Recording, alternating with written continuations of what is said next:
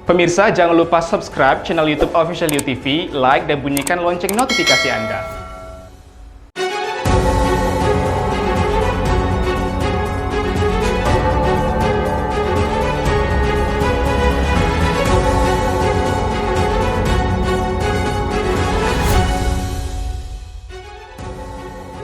Penurunan level kebijakan PPKM di Tanjung Pinang diikuti dengan beberapa kelonggaran di tengah masyarakat, seperti dibukanya mal hingga penyelenggaraan resepsi pernikahan.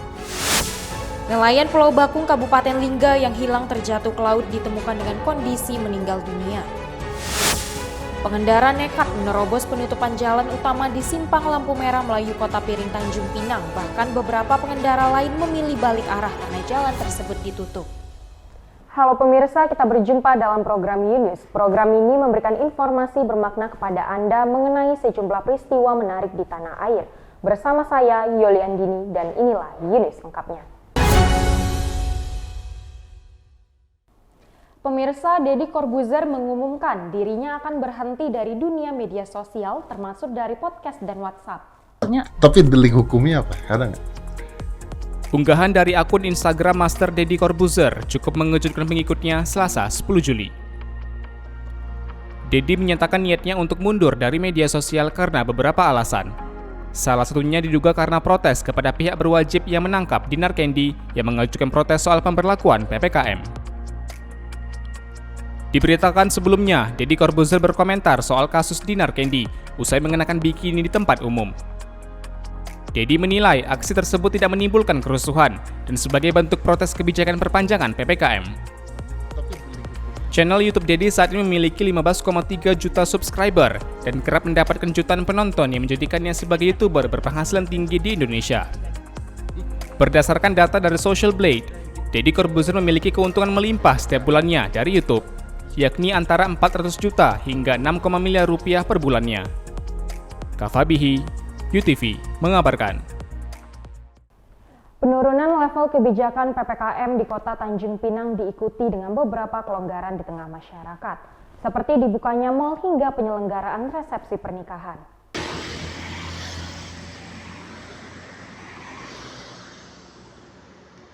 PPKM di Kota Tanjung Pinang turun level diikuti dengan pelonggaran beberapa kebijakan di Kota Gurindam. Koordinator Prokes Pemerintah Kota Tanjung Pinang Surjadi mengatakan, sejumlah pelonggaran protokol kesehatan akan diterapkan di beberapa sektor, seperti pendidikan, ekonomi, serta pengaturan mobilisasi massa. Di sektor ekonomi, mal dan pusat perbelanjaan diperbolehkan beroperasi dengan menerapkan pembatasan jam dan kapasitas pengunjung. Pelonggaran di PPKM level 3 juga memperbolehkan masyarakat yang ingin menggelar resepsi pernikahan, namun tetap dengan batasan dan kapasitas yang ditentukan.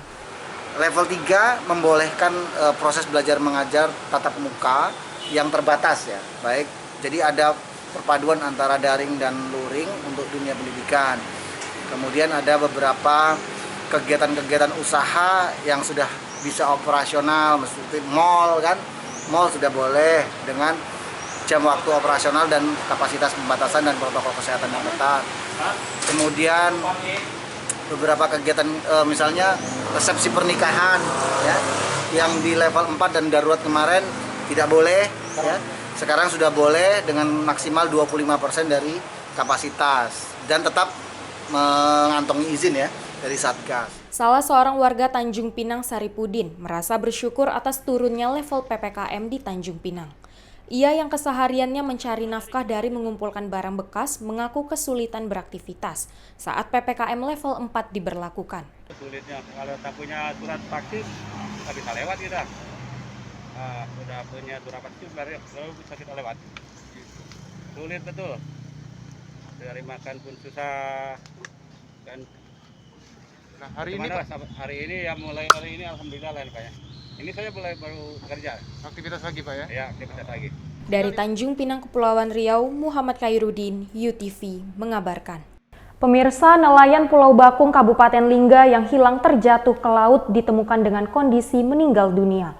Sebelumnya Syahrizal Gunawan sempat dikabarkan hilang kontak, diduga terjatuh ke laut Selasa 10 Agustus 2021 sekitar pukul 2 dini hari.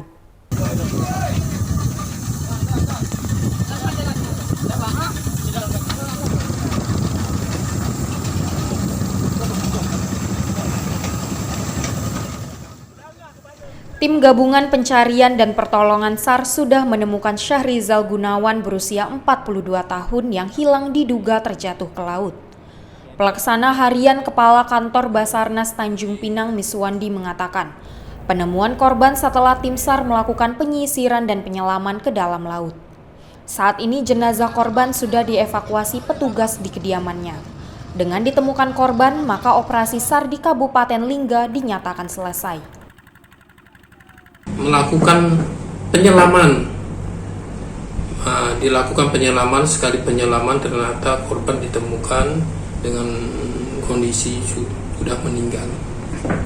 Selanjutnya Pak, korban dievakuasi kemana Pak? Untuk sementara korban permintaan dari keluarga dibawa ke rumah keluarga. Dari Lingga, Kepulauan Riau, Afriyadi, UTV mengabarkan.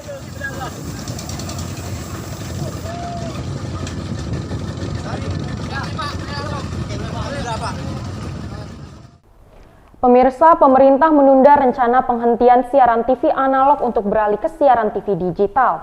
Penundaan ini dikarenakan situasi pandemi yang masih mengkhawatirkan dan masih berlangsungnya kebijakan PPKM. Pemerintah merencanakan penghentian siaran TV analog pada 17 Agustus mendatang. Namun Menteri Komunikasi dan Informatika Johnny G. Plate pada konferensi pers yang diselenggarakan secara virtual 10 Agustus memastikan pemerintah akhirnya akan menunda pemberlakuan analog switch off. Hingga akhirnya pemerintah akan melakukan perubahan jadwal dengan tahapan yang telah ditentukan. Penundaan ini memperhitungkan kondisi pandemi COVID-19 yang sempat meningkat tajam dan adanya pemberlakuan pembatasan kegiatan masyarakat di berbagai wilayah di Indonesia. Maka kami melakukan review kembali tahapan analog switch off itu. Ya, tadinya tahap 1 akan dilakukan pada bulan atau tanggal 17 Agustus bulan ini, ya. Namun demikian karena situasi pandemi ini maka analog switch off itu akan dilakukan dalam 3 tahap, dari 5 tahap menjadi 3 tahap. Ia menambahkan penjadwalan ulang penghentian siaran TV analog untuk beralih ke siaran TV digital akan dimulai pada tahun depan, yaitu 31 April 2022 hingga awal bulan November 2022. Dari Jakarta, Kantor Berita Antara, UTV mengabarkan. Pengendara nekat menerobos penutupan jalan utama di Simpang Lampu Merah Melayu Kota Piring Tanjung Pinang. Bahkan beberapa pengendara lain memilih balik arah karena jalan tersebut ditutup. Pasca pemberlakuan pembatasan kegiatan masyarakat PPKM level 3 di Kota Tanjung Pinang, jalan di Simpang Lampu Merah Melayu Kota Piring kilometer 8 Kota Tanjung Pinang ditutup. Sejumlah kendaraan roda 2 maupun roda 4 yang melintas di ruas jalan tersebut terpaksa berbalik arah. Namun beberapa kendaraan terlihat nekat menerobos penutupan jalan. Salah satu pengendara, Eva, mengeluhkan adanya penutupan jalan Simpang Melayu Kota Piring secara mendadak. Padahal menurutnya penutupan jalan Simpang Melayu Kota Piring sebelumnya sempat dibuka. Eva menyarankan jika ruas jalan tersebut ditutup semestinya ada pemberitahuan dan ada petugas yang berjaga di lokasi tersebut, sehingga pengendara tidak berputar arah berlawanan dan membahayakan jiwa mereka. Bukan maksudnya kalau memang dari situ kan bisa bilang jadi kita nggak lewat. Apa? Maksudnya kalau dari bawah tutup kan kami nggak akan lewat sini. Ini ditutup mendadak. Di ujung? Oh, untuk masuk ke sini kami jadi kadang terkejut. Tadi pagi gimana Bu? Bisa lewat tadi? Oh, tadi pagi bisa lewat ya? Tadi siang bisa lewat. Maksudnya kalau untuk memang banyak motor doang. Jadi kami kawan arah nggak tabrakan macam mana nih? Seharusnya dijaga Bu ya di sana Iya, ya. kalau bilang tadi saya tutup kami nggak akan lewat sini. Dari Tanjung Pinang, Kepulauan Riau, Afriyadi, UTV mengabarkan. Penerapan PPKM level 3 di Kepri membuat ASDP Telaga Punggur menambah trip pelayaran terutama rute Batam menuju Tanjung Uban. Sebagai syarat wajib perjalanan kapal Roro, calon penumpang wajib menunjukkan surat keterangan hasil negatif rapid antigen dan juga menunjukkan bukti vaksin minimal dosis pertama. Perjalanan dari Batam menuju Tanjung Uban dan juga sebaliknya melalui ASDP Telaga Punggur di masa PPKM level 3 ini masih menetapkan aturan kebijakan yang sama. Calon penumpang wajib menunjukkan bukti negatif COVID-19 melalui hasil tes usap antigen dan juga menunjukkan bukti telah divaksin minimal 1 kali. Namun memasuki PPKM level 3 ini, ASDP Telaga Punggur menambah trip pelayaran terutama rute Batam menuju Tanjung Uban. Penambahan telah berlangsung selama 2 hari terakhir. Pihak pelabuhan menambah 2 trip sehingga total keberangkatan menjadi 7 trip dalam sehari. Supervisi ASDP Telaga Punggur Herbert Damanik mengatakan, penerapan PPKM level 3 ini, ASDP Telaga Punggur memang meningkatkan trip tujuan Batam Tanjung Uban. Kalau udah level 3 ini, dia tinggal pakai antigen. Pakai antigen ya? Sebelumnya dia pakai PCR. Kalau untuk armada kita sendiri? Kalau armada kita sendiri karena sepinya kita kurangi trip. Khusus Tanjung Uban. Tanjung Uban ya? Biasanya berapa trip, Bang? Yang biasanya 11 trip. Jadi turun jadi 5 trip. Tapi sekarang udah kita mulai naik 7. 2 hari ini 11 trip. Dari Batam, Kepulauan Riau, Alam Nudin, UTV mengabarkan. Sebuah mobil sedan biru di kota Batam, Kepulauan Riau meresahkan warga karena telah 2 hari ditinggal begitu saja di tengah jalan oleh pemiliknya.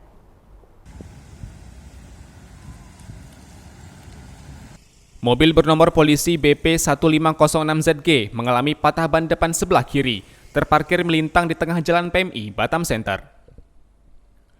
Berdasarkan keterangan warga sekitar, Roni, mobil tersebut sudah berada di tengah jalan sejak beberapa hari lalu.